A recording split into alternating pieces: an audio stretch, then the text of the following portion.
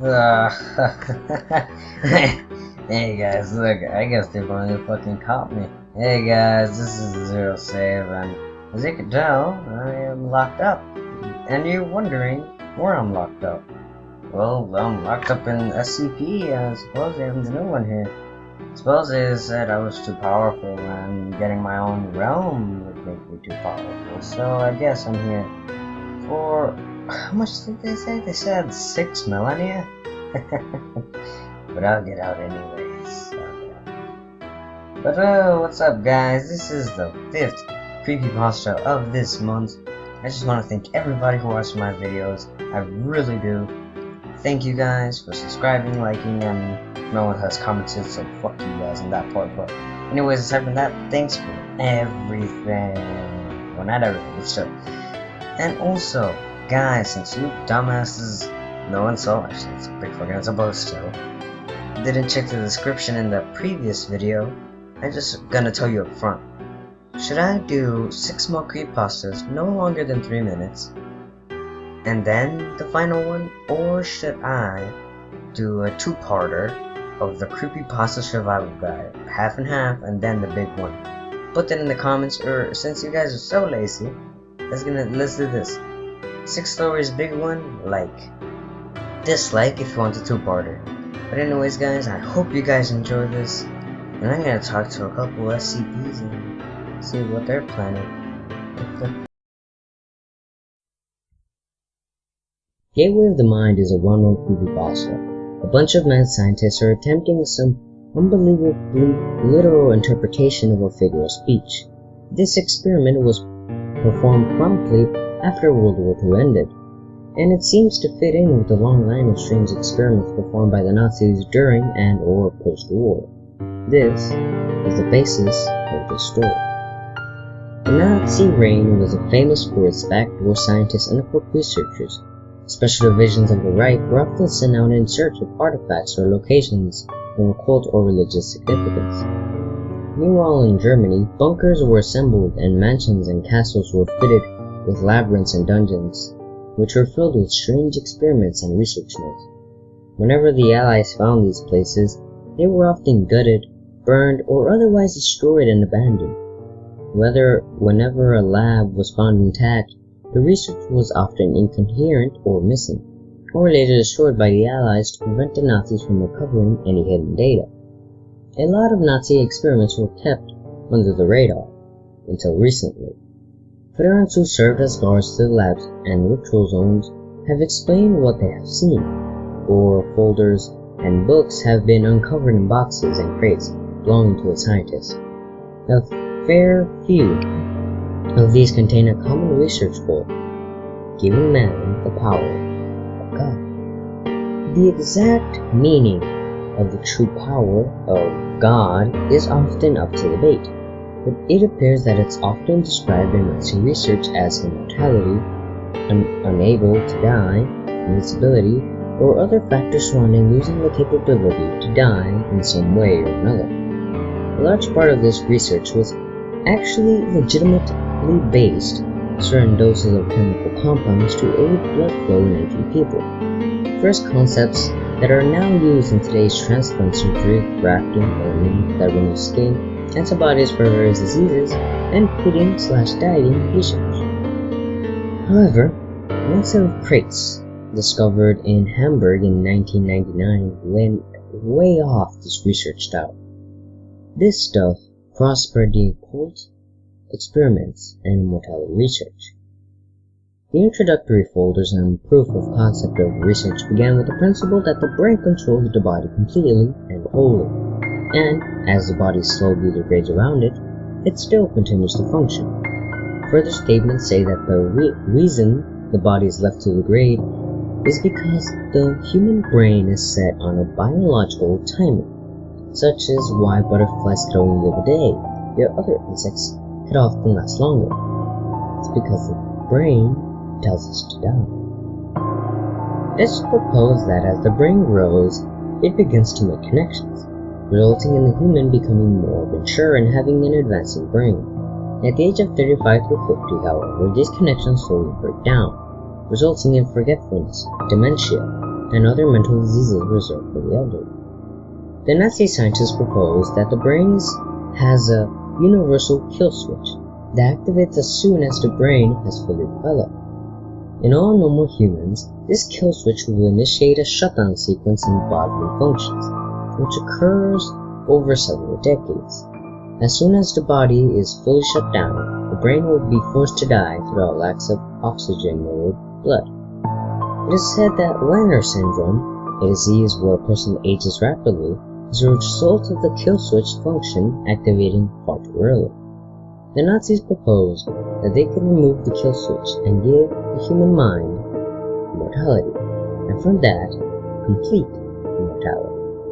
Geniusts say brain surgery was incredibly difficult during these times, but it was possible. And stacks of folders there were many different diagrams and past research on the brain, psychology, and the human mind and life. The experiments were initially proposed to Nazi executives in the 1940s, and permission was granted to perform the experiments in 1942, under one condition. The experiments must be conducted outside of Germany. The German populace must not see these experiments in any way, shape, or form. It was no surprise to the scientists that the executives were paranoid about public relations, but the idea of performing their research outside of the fatherland was foreign in itself. Most experiments were performed in bunkers or basements. Regardless, the scientists complied and were able to organize a setup with their ally, Japan, in late 1942, and the research had begun. Now this is where it gets strange. The research team had taken over a Japanese orphanage. The orphanage was in the hills, supposedly somewhere in Shimane, an area around Hiroshima. The scientists deducted that if they tried to take the usual test subjects, older diseased people with nothing left to live for, similar in the fashion of Gateway of the Mind, they would be playing with the variable of disease, or more importantly, they would be experimenting on a brain that has an already active kill switch, rendering it useless in the context of finding the solution. As a result, the Nazi scientists demanded that children, namely orphans in the orphanage, which they deemed to again have nothing else to live for, would become the test subjects. The young brains eliminated any cause for concern of an already activated kill switch. To begin the experiments, the children went through numerous immunizations and intense psychological testing to ensure that they would prevent any defects and keep a general benchmark on their subjects. Next, they began with the older staff of the orphanage.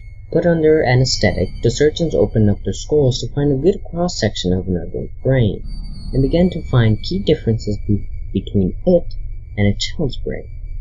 After gaining a model of both a child's brain and an adult brain, the scientists deducted that the universal kill switch was not located in the brain, but the cerebellum, located at the rear. The cerebellum commands all subconscious activity of the brain. It is understandable, since it isn't a conscious action to set off the kill switch.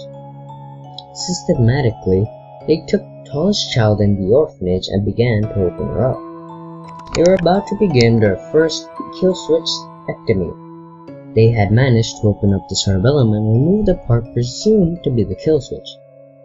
However, upon closing the subject up, they found that she had expired. They assumed that the incisions on the brain had been too brash and required far more precision. The body was dumped in the forest behind the orphanage. After imports of different tools and different techniques developed, the scientists were finally able to remove the kill switch and successfully prevent patients. In May 1943, they had taken one of the youngest girls in the orphanage and removed the kill switch.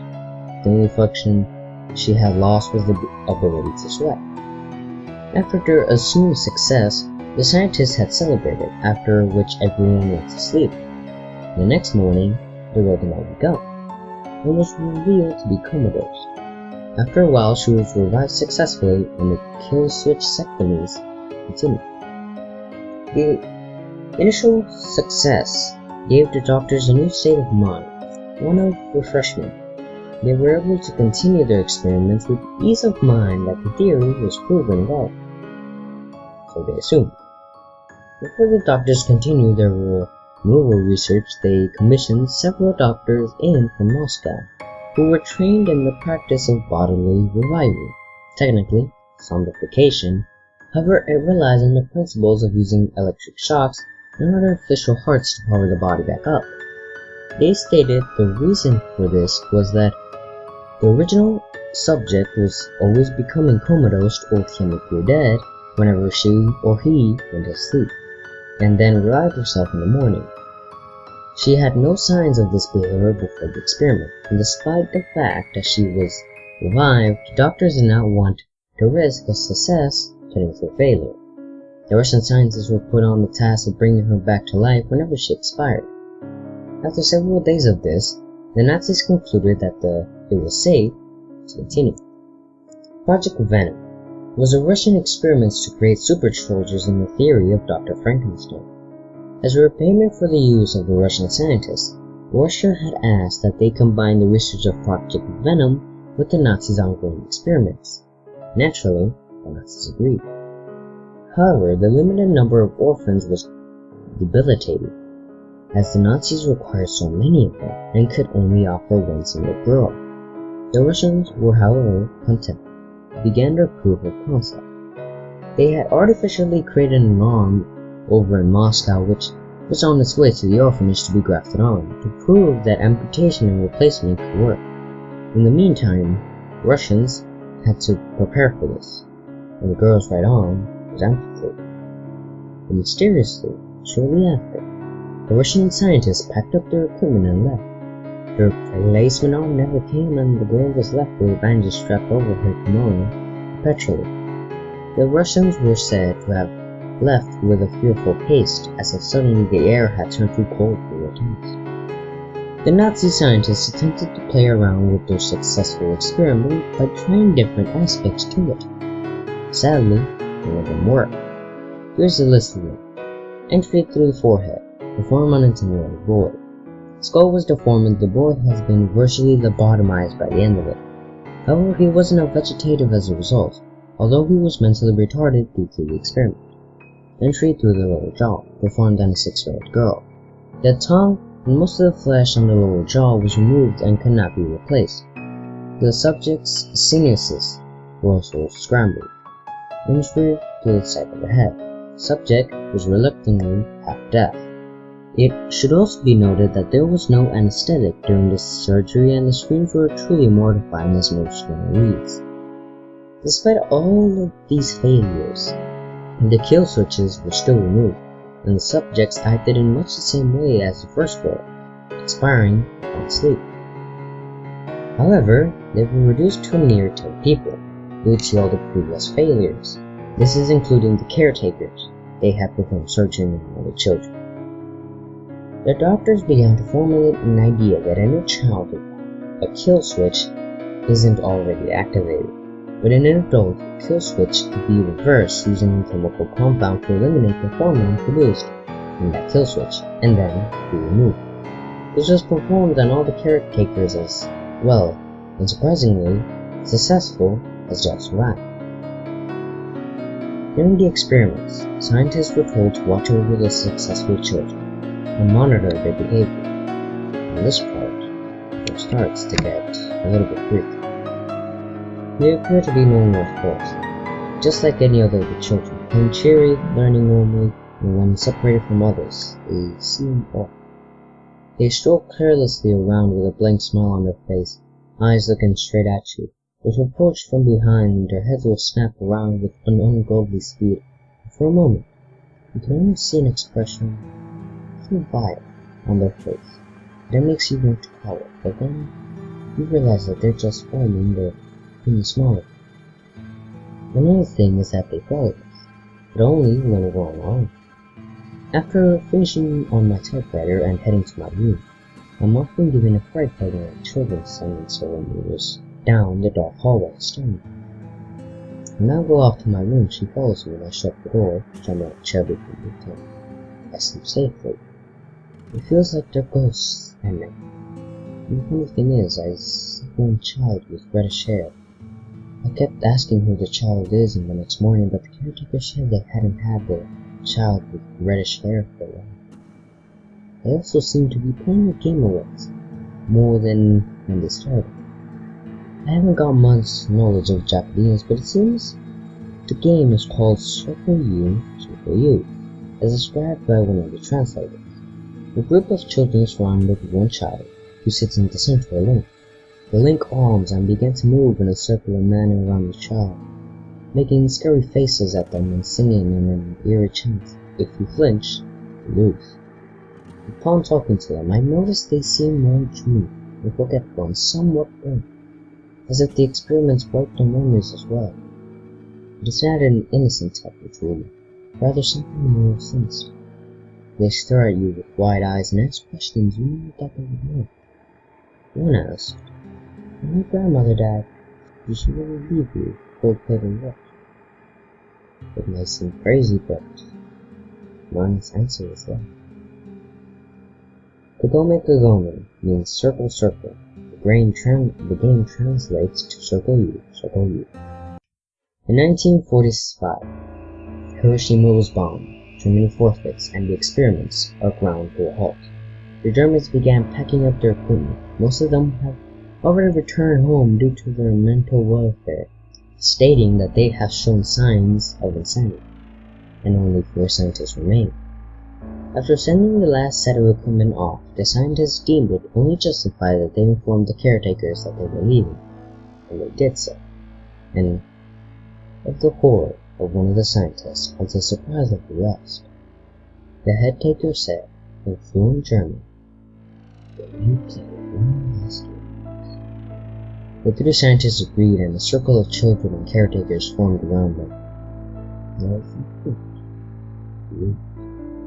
the one horrified scientist ran to the last truck and jumped on it without looking back. And the story now is that if you go to Hiroshima, go around the woods and you may find some dirt trails there. If you travel down them, you will see a beautiful forest, but if you travel down one that has signs of trucks going through, you will feel cold and you will see that a lot of trees are cut down. Don't wander from the path, or you'll most likely get lost in those vast woods. If you pay attention, you'll notice that the tree stumps look like kneeling people and missing heads. If you continue, the air will keep getting cold. Naturally, it's because you're climbing uphill, right? Of course. Eventually, while reaching a clearing with some old stone building in the center, vines covering the place. Now go inside if you want to play. As soon as you open the door, a foul smell will come out, similar to that of a rotten corpse. If you look down the hall, you will see it will be dark, regardless of the time of day, since there are no lights. Continue down the hall, take the first left, and then go down the hall until you see one door that happens to be made out of a red-colored wood. The rest will be brown. Open this door. You will find 10 happy children and caretakers, all wearing kimonos, playing in a normal playroom. One is missing her arm, another is missing her foot, and the third lets it go. But they are all bandaged with clinical precision. The place should be very clean and tidy, dependent to understanding of things, and well, at once your presence will be drawn, and everyone in the room will look at you, including those that look too far preoccupied or distracted. They will turn to look at you, carefree smiles from each of their pleasant faces. The head caretaker, in all her beauty, will ask, "You play one last game." By this time, if you haven't soiled your pants, you already should have, to save you the trouble later. If you say no, the door will slam on you. If you try to go down the hall to the exit, you will only find another dark hallway. Open any of the brown doors, you should find operating tables or bunk beds. If you continue down the third hallway, you will realize that a girl is standing several meters behind you. Her face is shrouded by a shadow. Approach it and expect her doom. Continue down the hallway and try not to let her catch up to you. But if you say yes, you will be welcomed into the room. The door will be closed behind you, and everyone will form a circle around. Now sit, and don't move much, a cheerful voice will say. Just follow the instructions and you'll survive. All lights will disappear from the room, yet you can see the circle of children, each with a vicious expression on their faces. One so vile you'll probably flinch straight up. If you can stomach that though, they will begin to move around you, slowly. You might feel one of them lash towards you. If you look, however, there will be nothing left, besides the children circling normally. If that wasn't enough, they began chanting, "Back for me, back for me." I really can't explain any further. No one really lives to tell the tale of what happens. If you flinch before the chant, they supposedly continue as normal. If you choose to say maybe to the head caretaker, or anything other than yes or no, it is told that the children's expressions will turn mortifying, satanic almost, and they will scream in inhuman voices, "Decide, decide." If you do anything else besides yes or no from here, it is told that the children and caretakers will slam the door on you. If you turn around, the story varies. Supposedly, your worst fear will be waiting on the other end of the hallway, separating you from your exit. The least you could do is greet the creature before he tears you into oblivion. If it has the capacity, he well may respond, and you will die as a polite person. Don't do it, and you will end up as one of the other beheaded bodies along the trail. If you respond, "I don't understand," then you must be genuine. The head caretaker will say, "Go to your school and watch the children." Nothing will have changed. And close the door on your way out. This kind of courtesy. Most creepypastas are fabricated. Some derive from the psychological stigma, and others are revamped ghost stories. But there is a small percentage of creepypastas that are actually real, like this one.